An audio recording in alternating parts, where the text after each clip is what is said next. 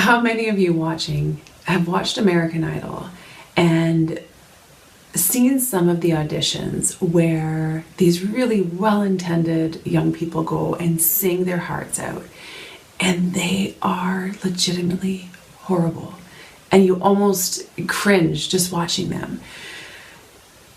And then the judges' feedback comes and they are absolutely crushed because they believed in their hearts that they were fantastic singers, even though they were completely out of tune. My heart truly goes out to these contestants. And I know some of it is probably staged a little bit for ratings, but I believe there's a lot of people out there believing they're fantastic at certain things and they aren't. And then they get out into the big world and the reality of that can be really, really harsh sometimes. And this whole kind of scenario leads me to the topic of today, which is accurate mirroring.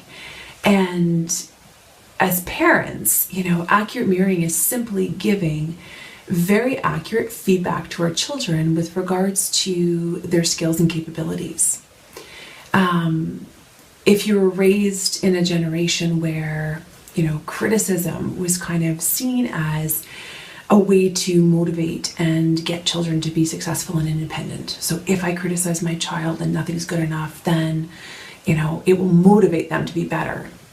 Well, our generation now has kind of swung, and the pendulum swung way over, where often, I'm not saying we all do, but often we're praising children for everything. And even if you come in last place, you get a trophy. And even though the intentions are really, really wholehearted with the hopes of developing successful and independent and healthy young adults, both of the extremes aren't necessarily helpful. So when we praise our children and it's not accurate, so if the mother, no offense, but the mother who told the child that you have the voice of an angel and you can win American Idol and no problem, if that wasn't accurate in terms of the skills and abilities, that's going to have some negative impact on the kid. Not just when they go into the world, so when they face the judges' kind of feedback, but also in terms of trusting the parents' feedback that they get. So the hopes with accurate mirroring is learning how to give our children very accurate feedback in terms of what they're able to do and what their capabilities are.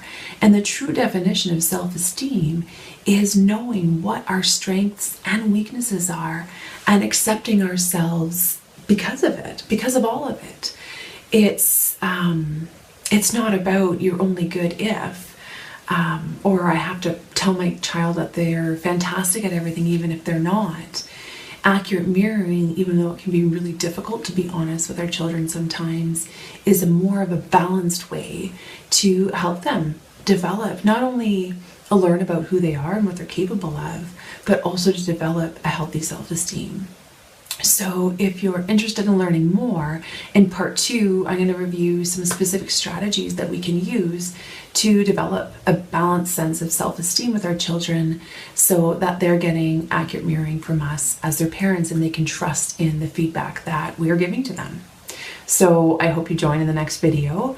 And if you have questions or just want to connect with myself or one of my colleagues, feel free to connect to www.mentalhealthfoundations.ca. Thanks.